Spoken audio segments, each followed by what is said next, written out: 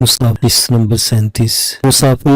Number 37। मैं चश्मे तसव्वुर में टीवी की स्क्रीन रोशन किए लेट गया। टीवी एंकर की पूरी जान रिपोर्टिंग, SHO, DPO और वो हरामजादा सरदार हैदर खान कैसे बन बनकर झूठ बोल रहे होंगे। कैसे 4 इश्तिहारे को सख्त मुकाबले के बाद हलाक करने पर पुलिस वाले एजाज समेट रहे होंगे। मेरा दिमाग फटने को आ गया और मैंने अपना सर दोनों हाथों में भींच लिया। डॉक्टर शाहजी ठीक कहता था कि ये दुनिया दौलत वालों की है, ताकत वालों की है।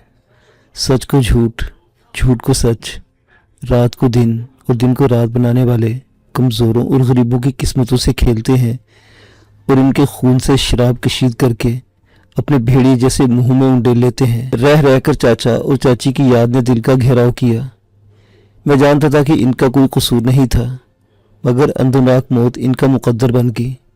शायद ऐसे ही मेरे वालिदैन का भी कोई कसूर नहीं रहा होगा और किसी नाकर्दा जुर्म की पादाश में मौत के घाट उतार दिए गए होंगे।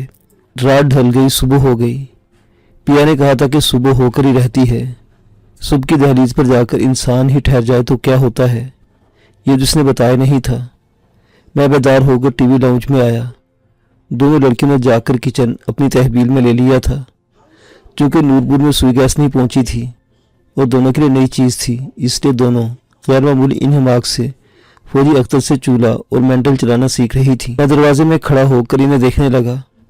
इन दोनों ने लिबास तब्दील कर लिया था, पैरों में चप्पलें भी पहन रखी थी। मैंने कहा नाश्ता बाजार से मंगवा ली थी। शानू बोली नहीं भाई, मुझे बाजारी खाना अच्छा नहीं लगता, वैसे भी अब यहीं रहना है, आज नहीं तो कल काम ही करना है। मैं चौंका। इसका लहजा गमनाक था। मैंने देखा दोनों की आंखें सूजी हुई थी। फौजी अख्तर अंडे लेने चला गया तो मैंने शानू से पूछा कि तुम रोती रही हो। इसने नफी में सर हिलाया। अलमारी के सामने खड़ी फरजाना ने पलटकर रंजीदा लहजे में कहा, हाँ हम दोनों सारी रात रोती रही हैं। मगर क्यों? क्या नूरपुर की याद आ रही थी? नहीं, नूरपुर को नहीं, हम अपने लेखों को रोती रही हैं। क्या हुआ तुम्हारे लेखों को? मैंने जल्दी से कहा तो मेरी रूबरू आन खड़ी हुई। मेरी आंखों में आंखें डालकर बोली, सच बताओ भाई, मेरी अम्मा अब्बा कहाँ है? इसने इतने अचानक मुझ पर सवाल किया था कि मैं गड़बड़ा गया। इसकी आंखों की तपिश की ताब न लाकर शानों की तरफ देखने लगा। फरजाना ने मुझे कंधे से पकड़कर अपनी जानिब मोड़ते हुए भराए हुए लहजे में कहा, भाई तुम लाख छुपाओ पर हमारा दिल बुझ गया है। हमारा दिल कहता है वो अब दुनिया में नहीं रहे। वो मुश्किल ही कह पाई और मुझसे लिपटकर सिसकने लगी। इसका पूरा वजूद लर्ज रहा था। शानू आटा गूंद रही थी। इसके हाथ थम गए और इसने मेरी घुटनों पर सर डाल दिया। मैंने फरजाना को बाहों में भींच लिया। ऐसे मुझे खुद पर इख्तियार नहीं रहा और मेरी भी आंखें उबल पड़ी। फरजाना का यूं कटकर रोना मुझसे बर्दाश्त नहीं हो रहा था, मगर मेरे पास दिलासे को एक लफ्ज़ भी नहीं रहा था। वो जिस दुख से नबर्दो आजमा थी, मैं खुद इसके हिसार से अभी तक नहीं निकल पाया था। न जाने कितनी देर गुजर गई। वो तमाम रात रोती रही थी, मगर आंसू खुश्क नहीं हुए थे। मेरे कंधे से चेहरा टिकाए फिर रो रही थी। मैंने कहा फरो, मुझे थोड़ी सी देर हो गई थी। शानू ने सर उठाया। बड़ी बड़ी धुली हुई आंखों का तासुर बड़ा अजीब था। बोली, तुम हमें छोड़कर ही क्यों गए थे? मैं परवीन को ढूंढने निकला था, वो भी नहीं मिली। सर की छत भी उड़ गई। शायद खुदा को ही मंजूर था। मैंने तासुब भरे अंदाज में कहा। मैं जिस खबर को उनके गोशगुजार करने के तरीके ढूंढ रहा था, किसी मुनासिब वक्त की तलाश में अपने आप से आंखें चुरा रहा था, वो आपो आप इनके दिलों तक पहुंच गई थी। फरजाना मुझसे अलहदा होकर जमीन पर दुजानू बैठ गई। राने पीट कर फटी फटी आवाज में बोली, मुझे माँ का आखिरी मुंह ही दिखा देते, मुझे बाबा को देख लेने देते। ये सब क्या हो गया भाई?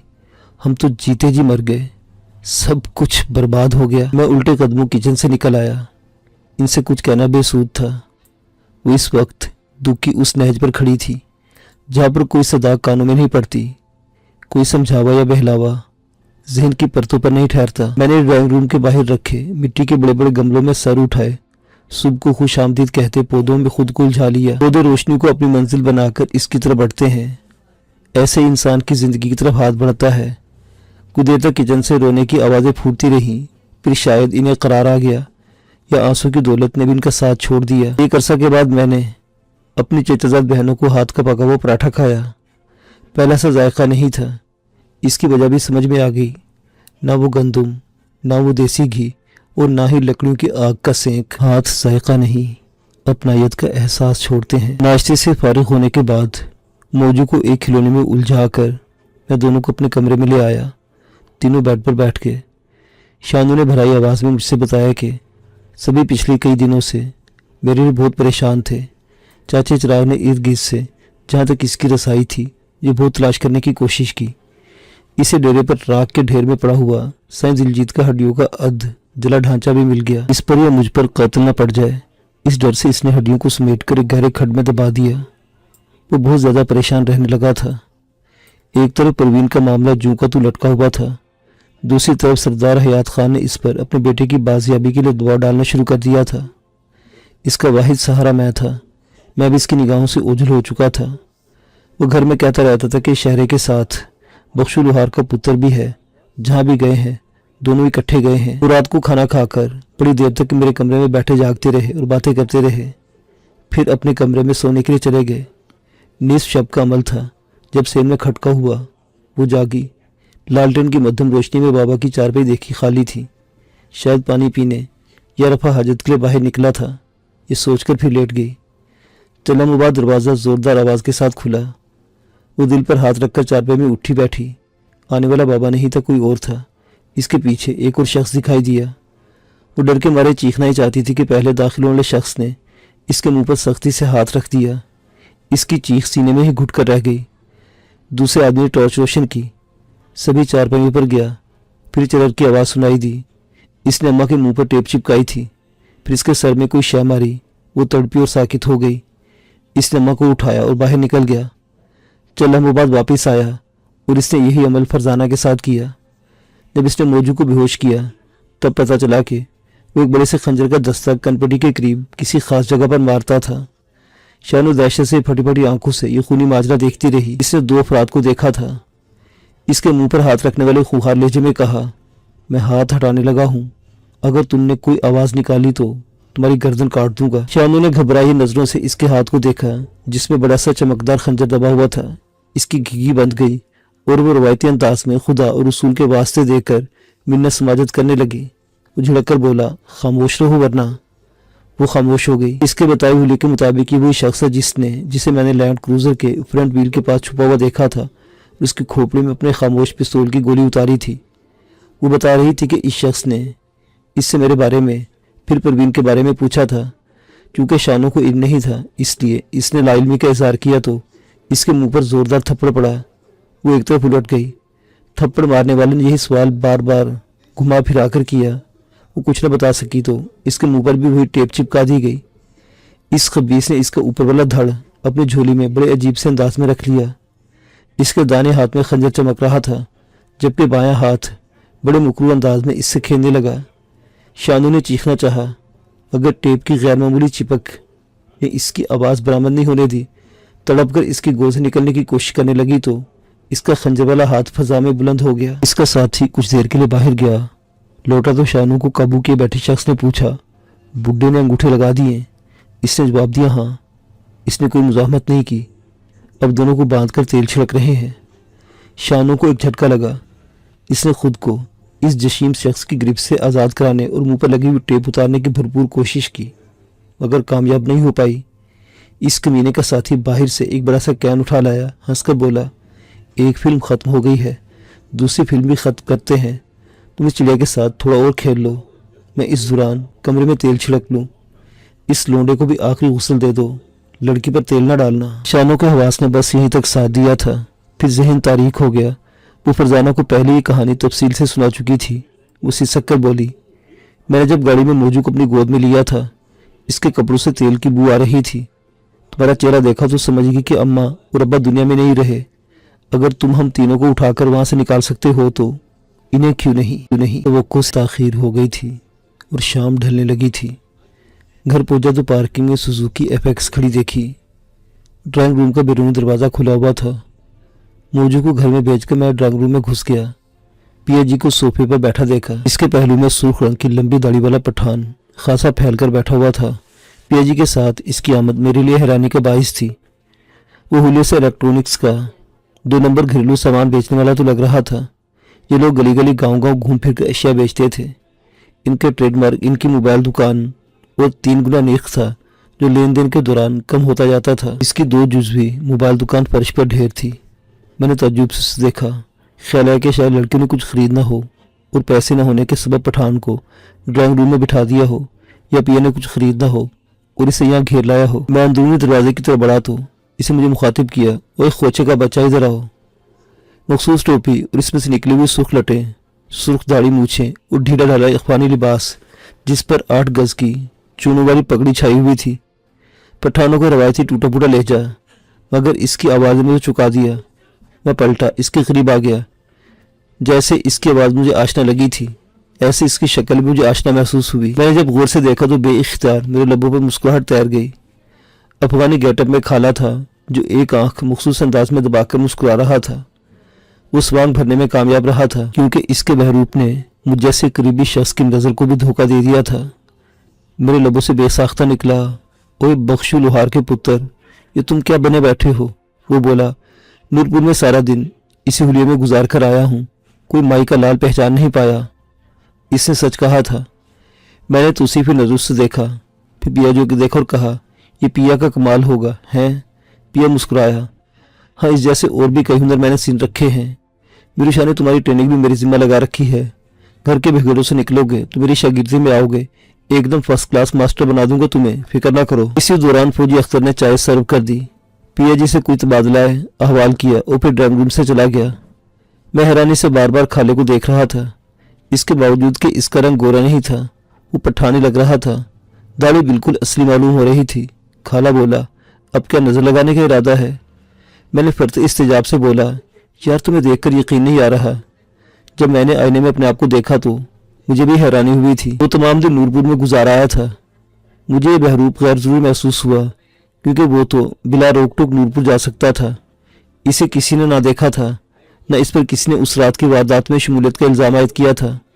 मैंने अपने इस इस्तेजाब का इजहार किया तो खाले ने कहा, वाह शेर खान, तू भी हमेशा आधी बात सोचता है। भले आदमी, तुम्हारे मेरे तल्लुक को कौन नहीं जानता। नूरपुर तो रहा एक तरफ, पूरे बसेब को हमारी यारी का इल्म है। हमने टीवी चैनल पर पुलिस की कार्रवाई देखी थी। तुम्हें नामजद किया जा चुका है और खतरनाक कातिल के रूप में मीडिया के सामने पेश किया जा चुका है। मुझे नूरपुर में देखते ही झट से धर लिया जाता। हयात खान और इब्राहिम खान पकड़कर मेरी दस्ती पूरी मुरम्मत कर देते कि बता, वो खतरनाक कातिल शहरियार उर्फ शहरा कहाँ है? मैंने लंबी सांस ले कहा, अच्छा, मामला यहाँ तक पहुँच चुका है। खैर, जो होगा देखा जाएगा। तुम बताओ, तुम्हारा दौरा कैसा रहा? इसने सिगरेट निकाली, सुलगाई और लंबा कश लेकर बोला, मैं सुबह 9 बजे के लगभग नूरपुर में पहुंच चुका था। और इसने तफसील से अपनी कारगुजारी बयान करना शुरू कर दी। इसे अकेले ने नूरपुर वाली पुली पर कार से उतारकर वापसी की राह पकड़ ली थी। मीरूशा किसी और को भी भेज सकता था, मगर जो मालूमात खाला मुझ में कर सकता था, कोई और नहीं कर सकता था, क्योंकि खाला घर का भेदी था और बड़ी आसानी से लंका ढा सकता था। इसने पठानों के अंदाज में गलियों का राउंड लगाया, फिर मुरादबख्श दीवाने के घरौंदे में अपना सारा सामान फर्श पर रखकर पड़ाव किया। वो भी दूसरे तमाम लोगों की तरह खाले को पहचानने से कासिर रहा था। खाले ने तन्हाई में इस पर अपना भेद आश्कार किया और तसल्ली से नूरपुर के हालात पर गुफ्तगू की। फिर वो सामान बेचते हुए अपने घर गया। वहाँ भी से बहुत सी बातें मालूम हुई। अपने घर वालों को इसने सबक रटाया जो उन्हें नूरपुर के लोगों के सामने बारहा पड़ना था।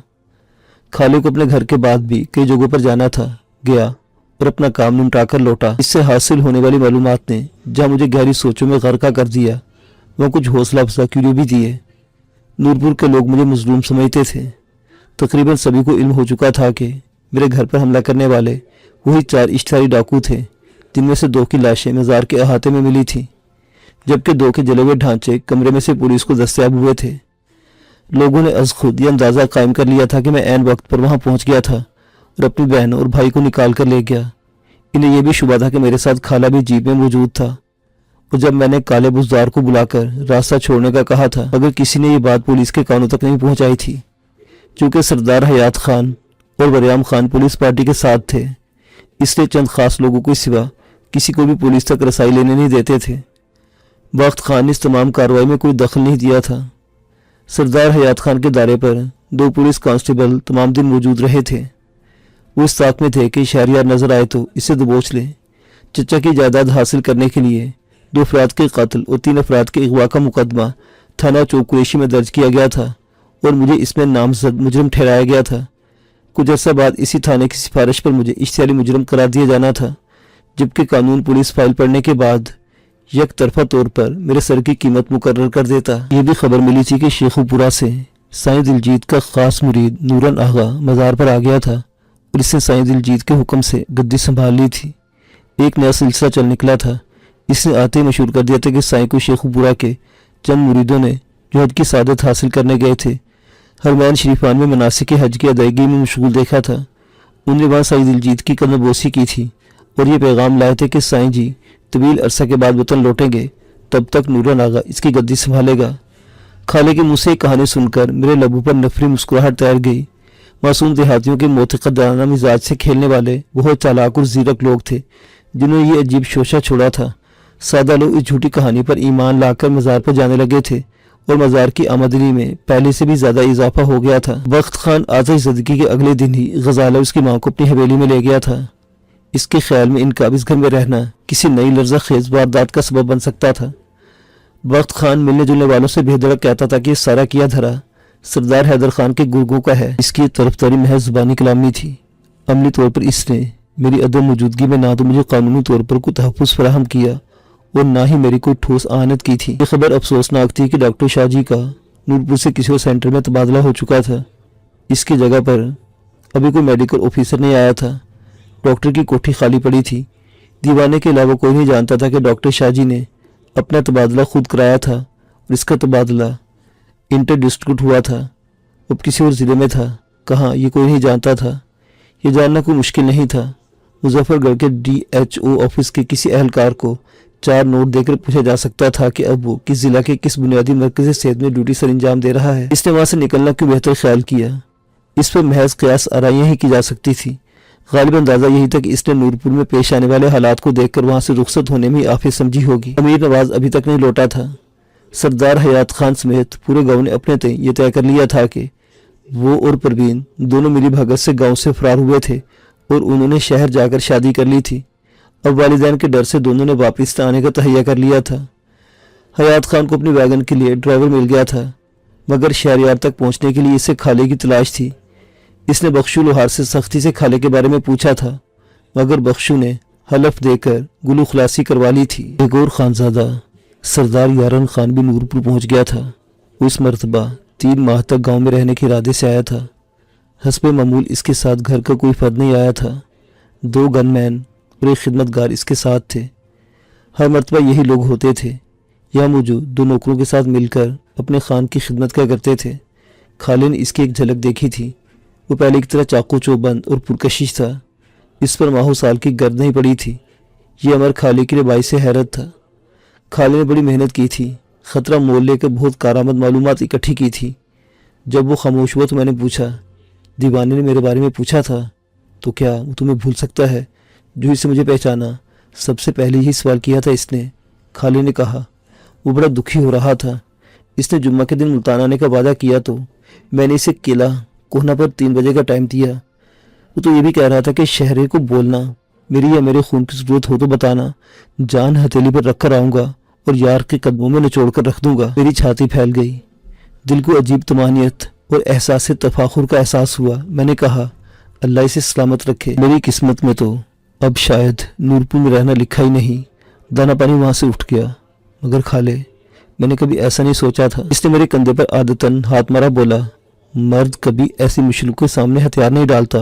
میں جانتا ہوں تمہیں ملنے والا دکھ بہت بڑا ہے، مگر یہ بھی جانتا کہ رونے اور افسوس کرنے سے حالات نہیں بدلتے۔ کیوں پیا جی؟ ہاں بھائی، سچ ہے کہ یہاں تو رات کے پنجے سے دن کا اجالا چھیننا پڑتا ہے، رات کے پنجے سے دن کا اجالا چھیننا پڑتا ہے۔